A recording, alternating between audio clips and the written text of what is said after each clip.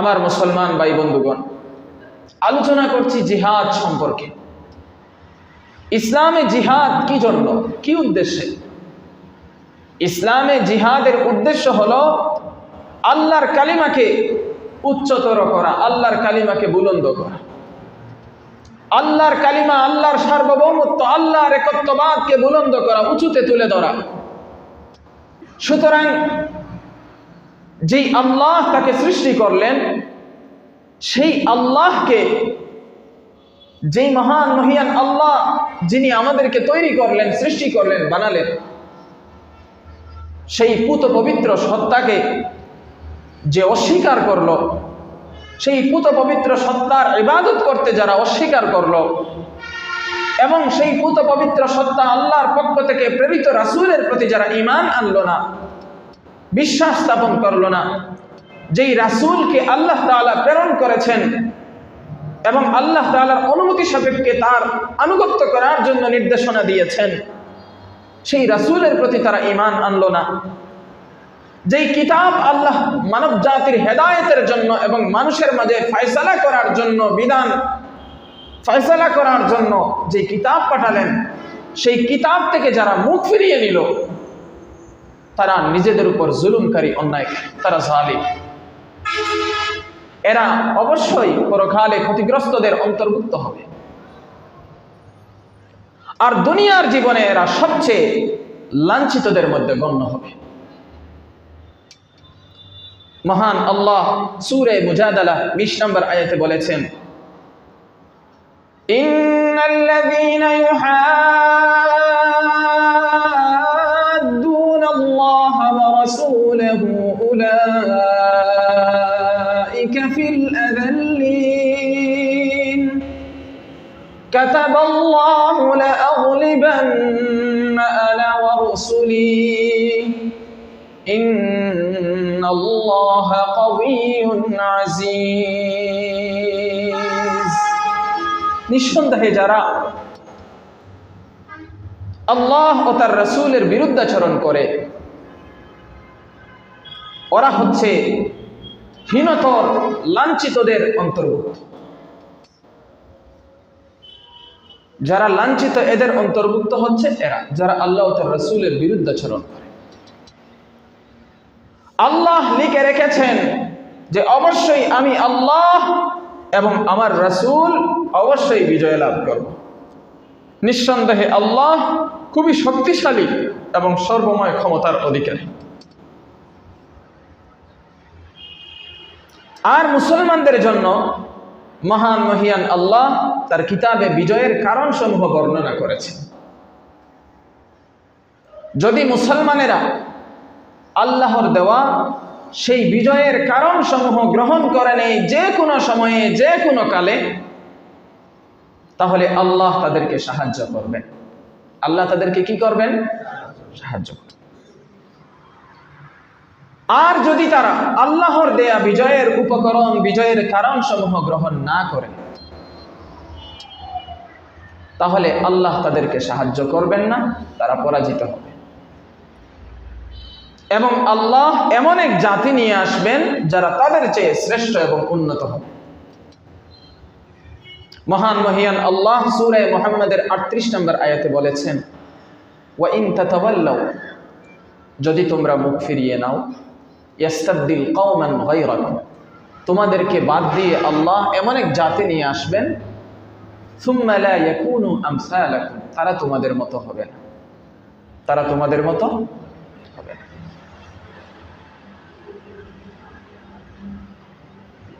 আজকালকে দেখা যাচ্ছে যে যারা নতুন মুসলমান হচ্ছেন, এদের ঈমান অনেক শক্তিশালী, এরা অনেক সত্যবাদী। আর আমরা বংশসূত্রে যারা মুসলমান, আমাদের মাঝে যত দুর্বলতা রয়েছে, আমাদের মাঝে সকল দুর্বলতা রয়েছে, দ্বিচারিতা রয়েছে, কপটতা রয়েছে। আর যারা নতুন মুসলমান হচ্ছে, বিশেষ করে যারা হিন্দু থেকে, আমাদের পার্শ্ববর্তী যারা হিন্দু থেকে মুসলমান হচ্ছে, এখানে একটা বই আছে, মসজিদ থেকে মন্দিরে, মন্দির থেকে মসজিদে, এটা পড়লে দেখবেন নতুন যারা মুসলমান হয়েছে তাদের সাক্ষাৎকার আছে। এদের ঈমান অনেক উপরে। এরা আমাদের মতো দ্বিচারী না, সামনে এক কথা বলে পিছনে আরেক কথা বলে, এমন নয়। এরা যেভাবে মসজিদে দিন পালন করতে চায়, বাহিরেও দিন পালন করতে চায়। এরা এমন না, এরা এমন মনে করে না যে শুধু নামাজ হইল দিন আর বাকি সব কিছু এগুলা দিন না, এগুলো আমার যেমন মন চায় তেমন চালাবো, এরা এমন না। কিন্তু আমরা যারা বংশসূত্রে মুসলমান, আমাদের মাথার ভিতরে এই শয়তানিগুলো কাজ করে যে নামাজ শুধু মসজিদে, ব্যাস এটি, আর যা মন চায় যেমনি বলছে আমার মতো আমি। নতুন যারা মুসলমান হচ্ছে এরা এদের নেতৃত্ব খুঁজে নেয় যে আমাদের মুসলমানদের আমির কে। কিন্তু আমরা যারা নামদারি মুসলমান, যারা বংশসূত্রে মুসলমান, আমাদের কোনো আমিরের প্রয়োজনীয়তা অনুভব করি না। আমরা সারা জীবন মুক্ত পাখির মতো ঘুরতে চাই, দিন শেষে কাফিরদের গোলামি করি। এটা আমাদের উপর লাঞ্ছনা, আল্লাহ প্রদত্ত লাঞ্ছনা। আল্লাহ আমাদেরকে হেদায়েত দান করুন। আমার মুসলমান ভাই বন্ধুগণ, যারা ইসলাম গ্রহণ করেনি এবং এক ও অদ্বিতীয় আল্লাহর ইবাদত করেনি এবং করছে না, তাদের বিরুদ্ধে যে লড়াই, যে যুদ্ধ আল্লাহর নির্দেশে, এটা আইনসম্মত লড়াই, বিধিসম্মত যুদ্ধ। এটা বেআইনি লড়াই নয়। এটা হচ্ছে তারা নিজেদের উপর যে জুলুম করেছে সেই জুলুমের প্রতিদান, সেই জুলুমের শাস্তি। তারা কি জুলুম করেছে? তাদের জুলুমটা হলো যেই সত্তা তাদেরকে সৃষ্টি করলেন তার ইবাদতের জন্য, তারা সেই সত্তার সাথে বিশ্বাসঘাতকতা করেছে, তার ইবাদত না করে শিরকে নিমজ্জিত হয়েছে। এজন্য এর শাস্তি হিসাবে আল্লাহ তাআলা আইনসম্মত করেছেন তাদের বিরুদ্ধে লড়াই করা। মহান মহিয়ান আল্লাহ সূরা লুকমানে 13 নম্বর আয়াতে বলেছেন, ইন্না শিরকা লাযুলমুন আযীম। নিঃসন্দেহে শিরিক হচ্ছে মহাপাপ, শিরিক হচ্ছে বড় অন্যায়। অতএব সৃষ্টির উপর আবশ্যক হচ্ছে সে আল্লাহর হকগুলো আদায় করবে, যেভাবে তার উপর আবশ্যক হচ্ছে বান্দার হক আদায় করা। আমাদের উপর বান্দার হকও আছে, আল্লাহর হকও আছে। আল্লাহর হক হচ্ছে এক অদ্বিতীয় আল্লাহর ইবাদত করা, অন্য কাউকে তার ইবাদতে কি না করা, শরীক না করা। এটা হচ্ছে আল্লাহর হক। তো বান্দার হক যেভাবে আমাদের উপর ওয়াজিব, আল্লাহর হকও আমাদের উপর ওয়াজিব। যেভাবে মানুষের উপর আবশ্যক হচ্ছে মাতা পিতার আনুগত্য করা, তার আমিরের আনুগত্য করা, ঠিক তেমনইভাবে বরং তার চেয়ে বেশি গুরুত্ব সহকারে তার উপর আবশ্যক হচ্ছে তার মহান স্রষ্টা পুত পবিত্র আল্লাহ তাআলার আনুগত্য করা। যেভাবে মানুষ তার মাতা পিতার অবাধ্যতা করলে, তার আমিরের অবাধ্যতা করলে শাস্তির উপযুক্ত হয়, ঠিক তার চাইতে বেশি গুরুত্ব সহকারে শাস্তির উপযুক্ত হয় সে যদি তার স্রষ্টার অবাধ্যতা।